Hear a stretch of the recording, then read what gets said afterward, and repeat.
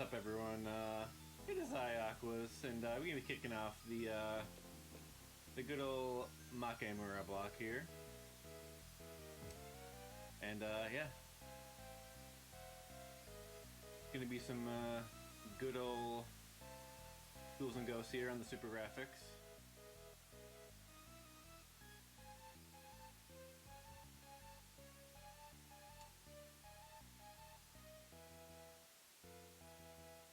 Okay, you guys hear me? Cool. Yeah, guys, this would be a pretty fun block here. Yeah, it's gonna be the ghouls and ghosts on the super graphics, aka the turbo graphics here. And this is a really good version of ghouls and ghosts. It is one of the handful of games that's on the super graphics.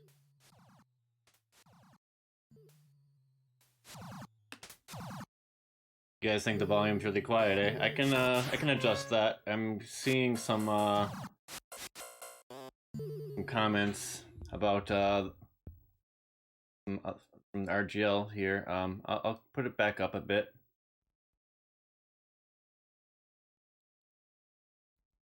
Oh wait, is it on my end or what's going on here? Okay, I'll put it back. I'll put it back. Okay. Okay, guys, looks like we're good to go now. I'll give my little speech again. This is Ghouls and Ghosts in the Super Graphics, aka the Turbo Graphics. The sequel to the Turbo Graphics. They had a handful of games. I actually played one earlier with Muddo King Grandzort. And this time I'm going to be doing Ghouls and Ghosts. This is a really faithful version to the arcade. We'll be doing a speedrun, obviously, and there are actually a few things that make this version harder than many of the other versions that are quite faithful to the arcade, and I'll get into talking about that. So yeah, will be my honor to kick off the Ghosts and Goblins block here. This is one of my favorite games, so alright, here we go. One of my all-time favorites, no doubt about that. And I think this port of the arcade is my favorite port as well. It's got that signature TurboGrafx sound, and it's actually pretty well done for the game's soundtrack, in my opinion.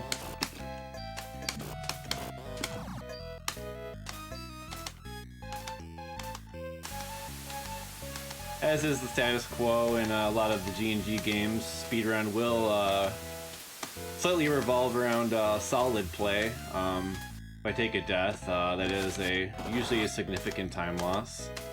So I do have some strategies here that I'm going to try to take to play a little bit on the safe side, starting with this stage 1 here. I've chosen to grab the gold armor, and I opted for that instead of a damage boost, which we normally would do in this stage, to save about 10 seconds. But coming into this fight with armor and gold armor helps guarantee a victory, just like that. Boom.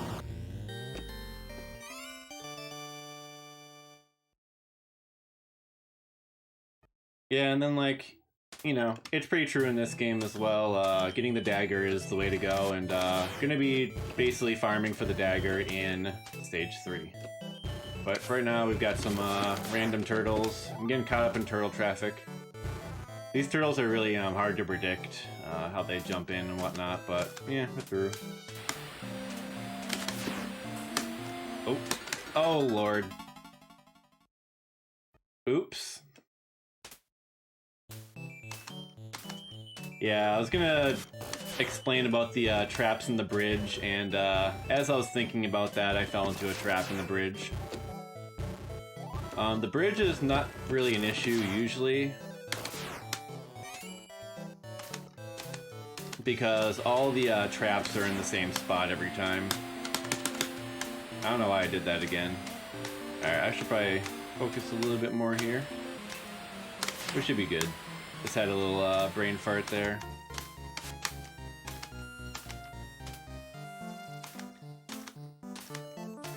Alright, coming up on the first armor. guys aren't too bad. Oh man. Ugh, that's not too good. One thing that's unique about this port is they only give you 3 credits to complete the game.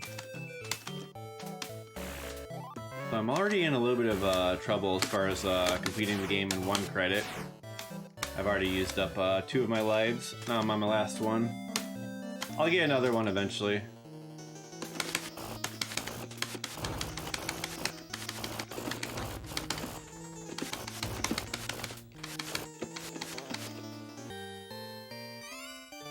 Oops.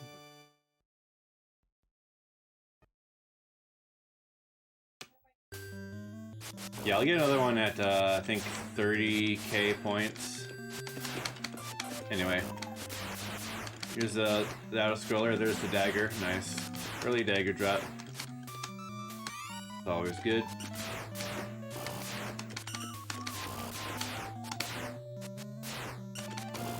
This is one of the changes in the Super Graphics version of the game.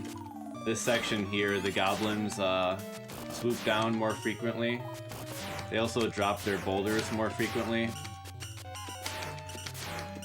They made a few noticeable tweaks to actually make the game more difficult.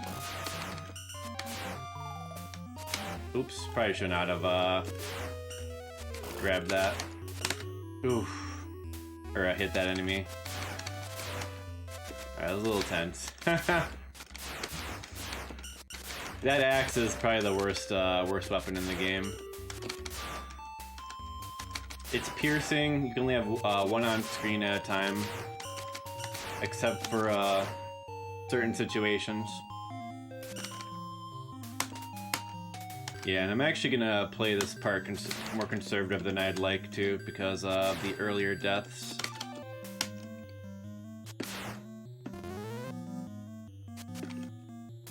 Which isn't gonna be too much slower.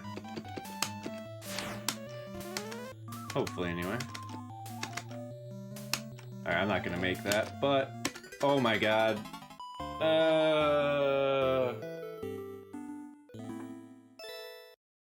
Alright, so that's 1 credit down. Jumped too early there.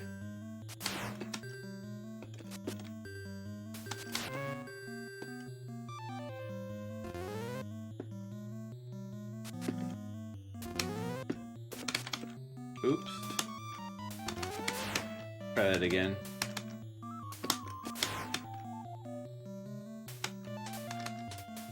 Alright, so this boss also, the AI is a little bit more unpredictable than it's some of the other versions. Because of that, it's nice to have armor during that fight, but yeah, I managed it.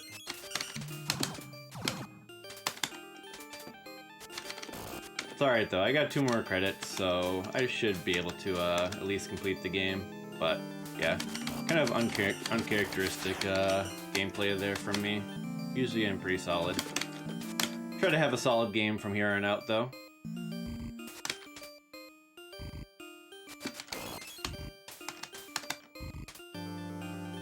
Alright, gonna see one of the damage boost speed strats here. I'm also gonna open up 4 chests so that I can get a backup armor here after I take this deboost.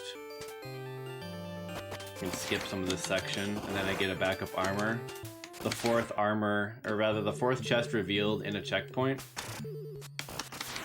If you're in your underwear as Arthur, is going to be a steel armor recovery.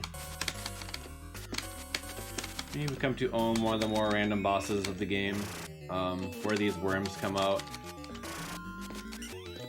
Very random. Looks like I should be able to get over here now.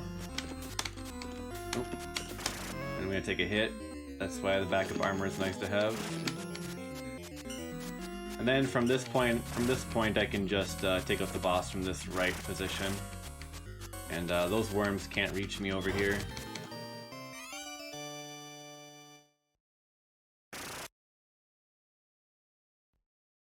But yeah, just for clarification, this is the 2nd game in the series. The game actually was originally in arcades.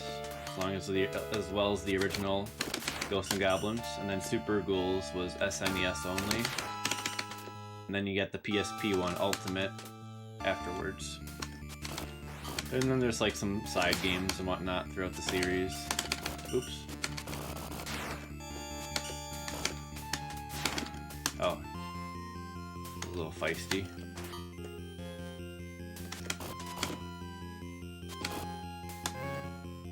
Take a D boost there, and then an intentional death. This death actually manages the dynamic difficulty in the game. Not only is it going to make some of the sections in this stage a little bit easier, but it's also going to prevent a spawn from happening in the following repeat of stage 1.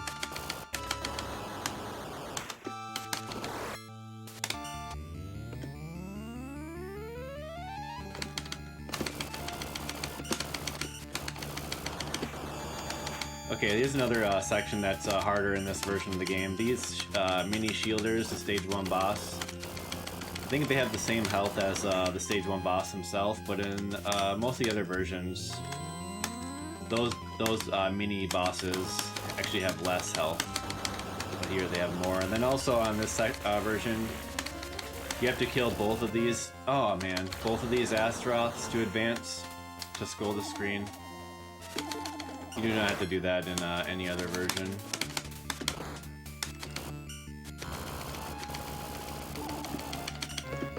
Oh man. Give me a break. Alright, watch the spawns here. Alright, and then stage 5 boss here, Beelzebub.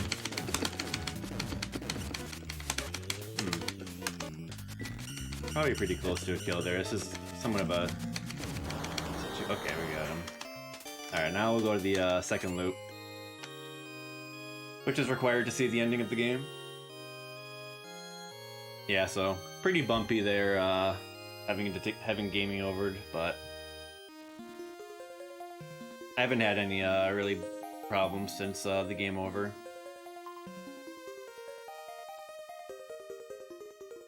But yeah, then like, so what's contained in the chests is all predetermined except for like the weapon. If it's a weapon, the weapon drop is random.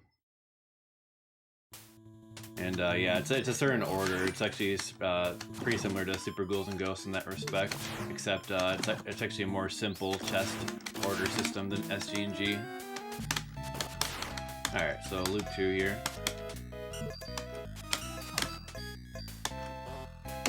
We go through the game again and hopefully get a much smoother loop 2.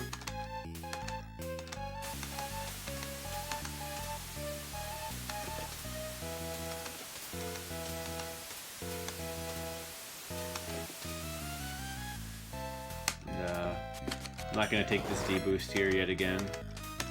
Instead, I'm just going to get gold armor and then come up this way.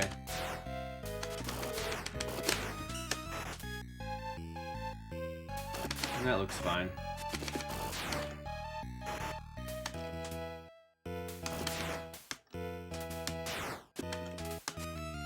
Alright, so...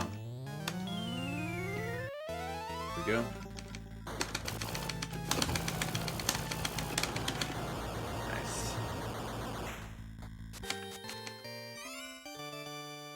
As far as what I'm playing on, I'm actually playing this on the Mr. FPGA. It's a really nice platform to play TurboGrafx games on. Ooh, almost got turtled.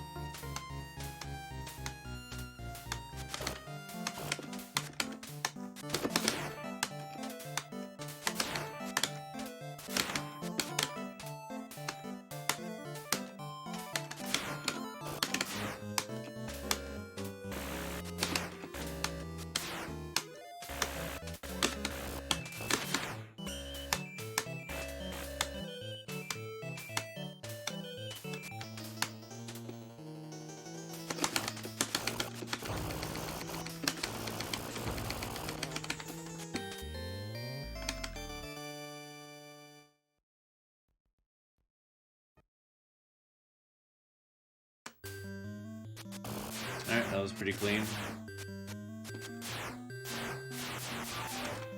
Even though I took the deaths earlier and the game over, none of those deaths were extremely costly for time. So I do believe I'm still open for a 19-minute clear here, thankfully. Yeah, so in Loop 2, you're going to have even more of these goblins on this section, which means higher chance of getting hit and whatnot, and also more item drops, which I don't want to pick up at all. Do not want that torch, for example. Yeah, they're actually just everywhere. So you really gotta make sure you're not moving around too much. You don't want to be jumping during that section, because when you jump in this game, as you may know, you can't change your velocity. You're stuck with the jump.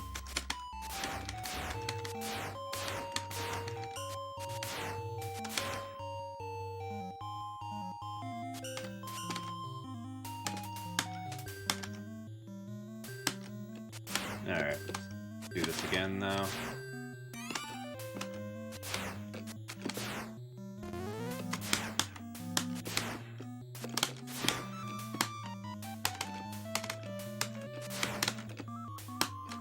Alright, that's what we wanted the first time. Very nice.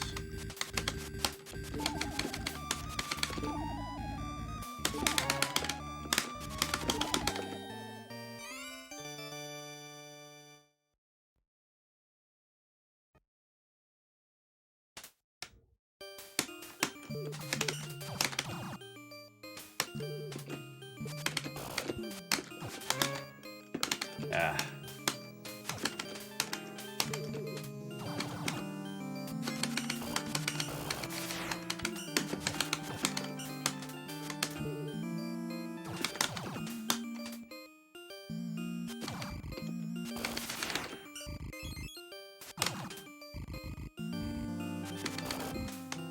Alright, got through.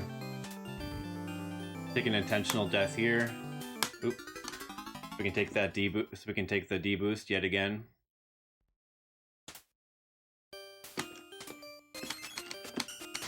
I'm gonna open up that chest. Once again, trying to open up 4 here so I can cleanly grab the armor. There we go down. There's the armor. Now I can take a hit on the boss.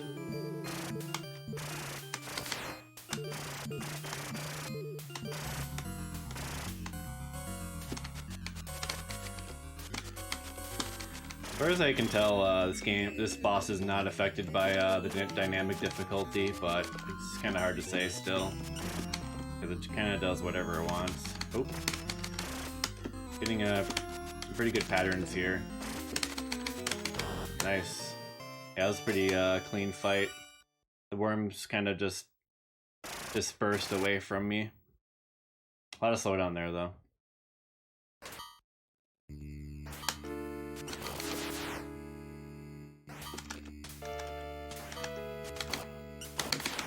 Alright, I try to show off some faster strats here in this stage this time around. Do need to get the Psycho Cannon now to complete the game.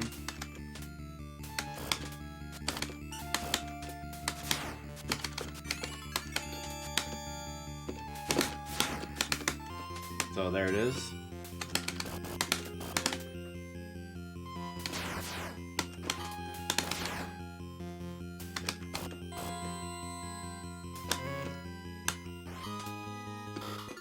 Alright, so that was a pretty successful section. Very good. The whole idea is just to like break that chest because you gotta wait for the weapon to spawn. Then take out the armors and other stuff in the meantime.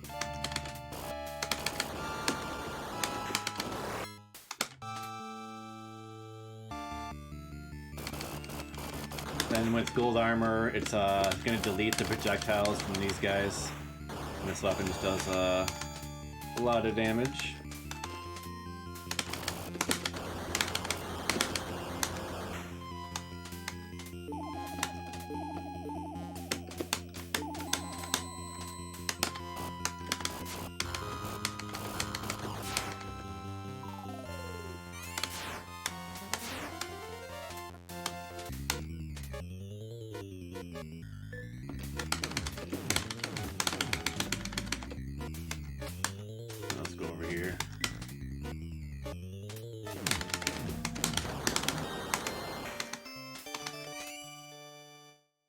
Nice.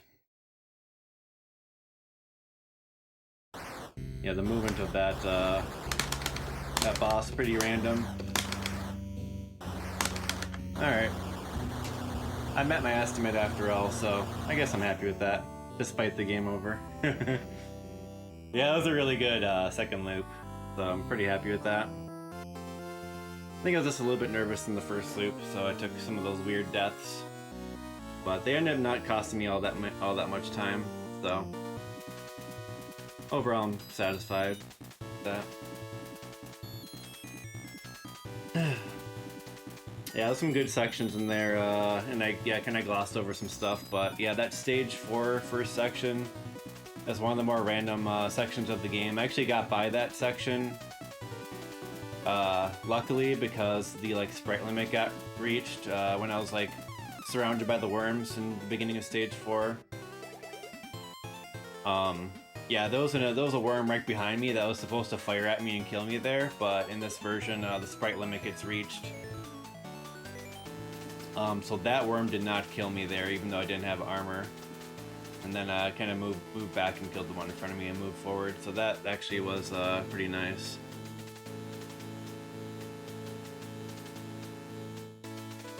But yeah, guys, stay tuned for the Super Ghouls and Ghosts race coming up here. Hopefully. Seems like they're trying to work out some tech issues, but I'm sure we'll still get a race here.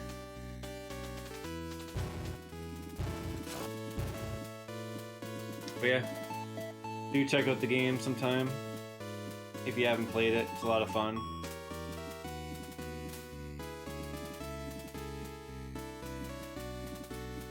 Hope you enjoyed the run, and do enjoy the rest of the G&G stuff coming up. Some of the games in the main series, some of the side games, and including Demon's Crest.